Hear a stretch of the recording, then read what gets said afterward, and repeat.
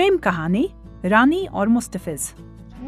कोलकाता की भीड़भाड़ वाली गलियों में रहने वाली रानी एक साधारण लेकिन आत्मनिर्भर लड़की थी। पढ़ाई और अपने काम में डूबी रहती थी, पर दिल में कहीं एक खालीपन था जो उसे कभी कभी अकेला महसूस कराता। वहीं दूसरी ओर एक छोटे से गांव में रहने वाला मुस्तफिज एक मेहनती और दिल का साफ लड़का था।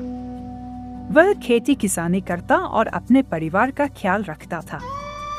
एक दिन रानी का एक रिश्तेदार जो मुस्तफिज के गांव में ही रहता था, उसे अपनी शादी में बुलाने आया। रानी को शहर के बाहर जाने का बहुत कम मौका मिलता था, इसलिए उसने शादी में जाने का फैसला किया। गांव की सादगी और हरी भरी वादियों ने रानी का दिल जीत लिया। शादी के समारोह के दौरान उसकी नजर पहली बार मुस्तफिज पर पड़ी। मुस्तफिज भी पहली ही नजर में रानी की खूबसूरती और आत्मविश्वास से प्रभावित हो गया। वे दोनों बहुत संकोच से एक दूसरे से मिले, पर धीरे धीरे बातों का सिलसिला शुरू हुआ। रानी को मुस्तफिज की सादगी और ईमानदारी में वो सुकून मिला जो शायद उसे शहर में कभी नहीं मिला था।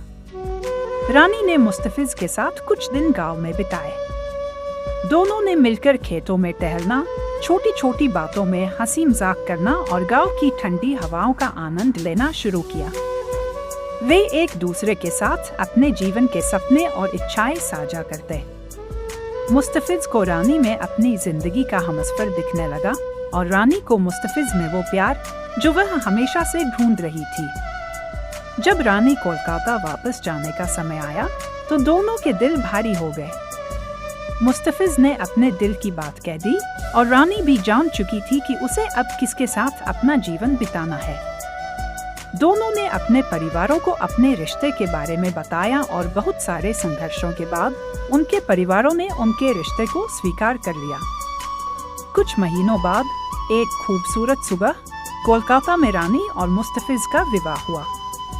गांव और शहर का मिलन हुआ और उन्होंने एक नई जिंदगी की शुरुआत की जहां उनके बीच प्यार और सम्मान हमेशा बना रहा।